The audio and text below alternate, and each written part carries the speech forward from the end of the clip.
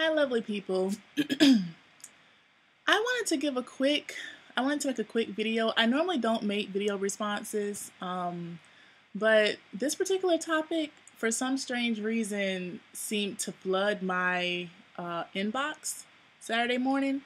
So it's a video response to Kimmaytube's video about why she does not wear afros. And when I received several messages saying, "Oh my gosh, Afrostory. Kimmaytube says it's bad to wear afros in its natural state. Can you please, please, please make a video explaining that that's not true?" And a lot of people that actually gave me messages, some people actually just wanted to hear my thoughts. Some people actually just wanted me to flat out say, to counter argue what Kimmaytube was saying. And actually, those that wanted me to take that stance are going to be disappointed in what I'm going to say. Kimmaytube is right. In a nutshell, she's right. And for those of you all that actually emailed me wanting me to kind of argue what she's saying, to a certain degree, I just feel like maybe you just saw my username Afrostory and ran with it without looking at any of my videos. And for those of you all that have looked at my videos know that I've actually never wore my hair in an afro state. I may have done it once or twice since I've been on YouTube. And I can tell you from my personal experience that wearing my hair like a wash and go with the length that I have now it's a tangled mess. I have to honestly say the detangling process with that, I would argue, is just as time consuming as when I have twat twists in. I can honestly say that from my experience because I have very, very, very tightly coiled hair. I would even argue that my hair is more tightly coiled than Kimmaytube's hair. And wearing it in an afro state for several days and then having to detangle it is a very tedious process. And the only time that I'll actually wear my hair like that now is when I do not feel good and I do not feel like doing my hair. If you scroll down and look at my videos, you'll find that the majority of time my hair is either in a protective style, such as my twat twist, my signature twat twist, or my mini twist outs.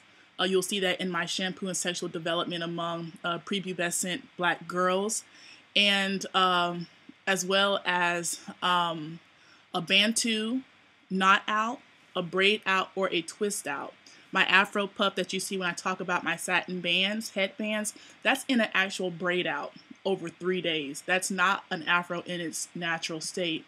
The only video that I can think about, and I'm scrolling down right now, that I actually have up now where my hair is in an unmanipulated afro state is the one dealing with my personal statement. And I can tell you during that time, it was crazy trying to detangle my hair.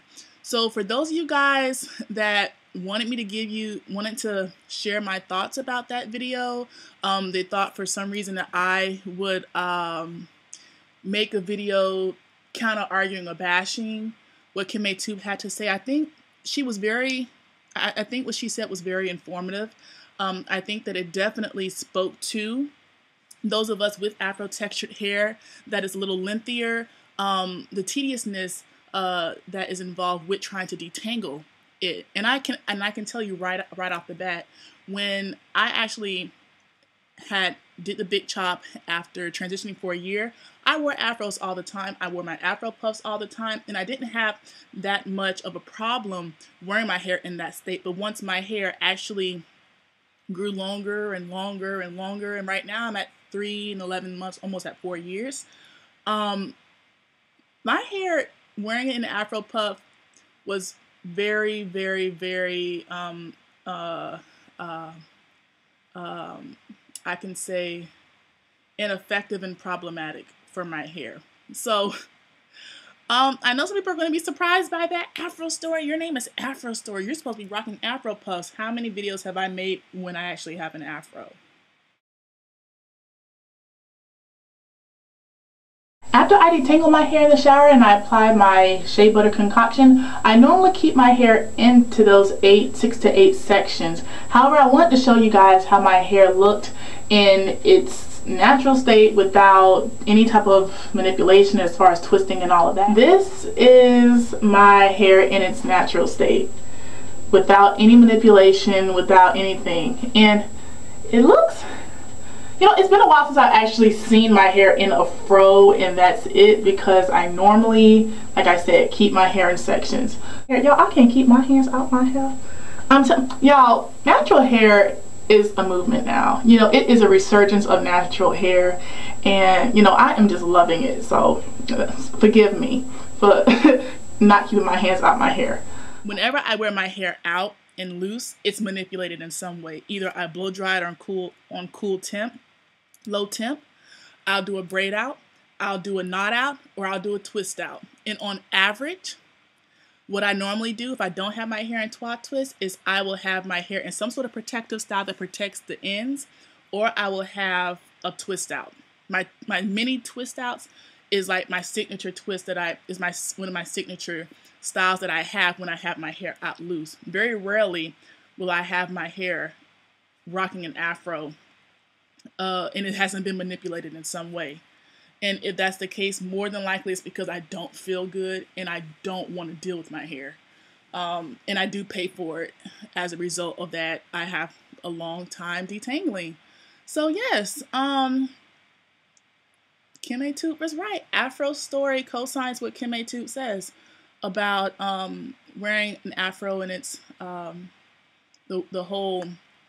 the afro in the natural state, and how that, I mean, wreaks havoc on the detangling process. It really, really, really does. Do I say that you shouldn't wear an afro? No, I'm not going to say that, because I do like to rock my afro sometimes, but mostly it's a blowout. When I do rock it, it's mostly a blowout. So I'm not going to tell people to not wear afros. What I am going to say is understand what's going to be the trade-off for that. You're going to have to deal with knots. You're going to have to deal with tangles that you would not probably deal with if you manipulated your hair while it was wet, such as braiding it, plaiting it up, twisting it up, doing Bantu knots, using some sort of tool to stretch it out. That makes it more manageable. And I get really irritated. I had one particular message that said, Afrostory, you're an anthropologist, you do research on hair culture, and you should say that wearing an afro is our heritage. That's our heritage. That's nice. That's nice. That's nice. What I can say is this. Actually manipulating the hair is an Africanism as well, if not more so. Historically, prehistorically, we have always been manipulating our hair in some way, stretching it out in some way. People have used vegetable fibers, animal hair, vegetable hair.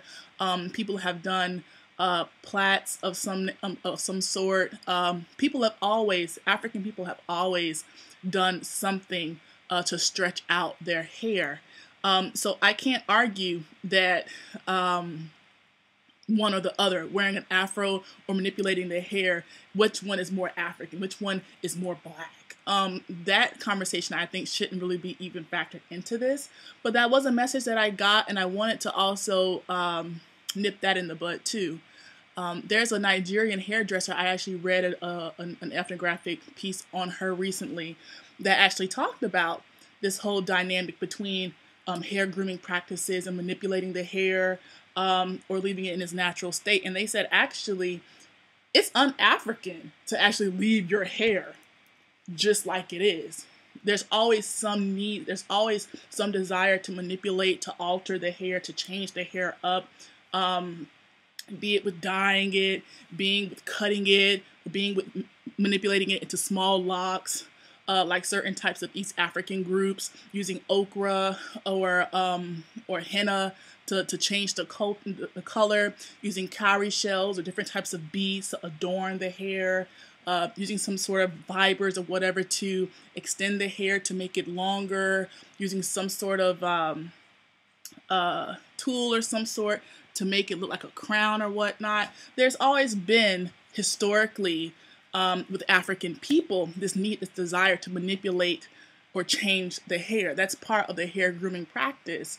When I say from Afrostory, those of you all that know why I call myself Afrostory, and I've looked at my website, the word Afro is an acronym, and that stands for African Female Remember Our Story. It was revolving around remembering stories that were both untold, both creative, fictional stories, as well as literal stories. So the Afro in my username is actually an acronym. So for those of you all that have emailed me and wanted me to give you my 2 cents on what Kimmaytube said, I co-sign what she says. I feel that manipulating the hair, stretching the hair, altering the hair in some way is, I think, safer for the hair. You retain a lot of hair length when you do that. I would just argue that you don't manipulate the hair on a daily basis, because then that counters the whole thing about leaving the hair alone. And if you guys know me, I'm definitely one that argues to leave your hair alone as much as possible. Whatever style I rock, on average, I may use that style for maybe 1 week if it's not in a long-term protective style. So what I have right now is basically my hair. Those of you all that saw my blowout video for my subscribers, my hair right now is in a, I can say this sort of mimics the Afro puff. I find that the longer my hair is, the more I try to mimic the styles that I had when my hair was shorter. And so this style right here sort of mimics the Afro puff, and I'll show you guys, I'll do a tutorial about how I made this style. But this is a style that I definitely rock up, and I leave this in for about a week. And again, it's not an Afro in its natural state. I did manipulate this to achieve this full look. So guys, that's all I wanted to say for right now. I know the quality of my video sucks, but that's because I'm using my computer camera. But anyway, I hope you all are having a wonderful week, and take care. And that's all for this video. Bye.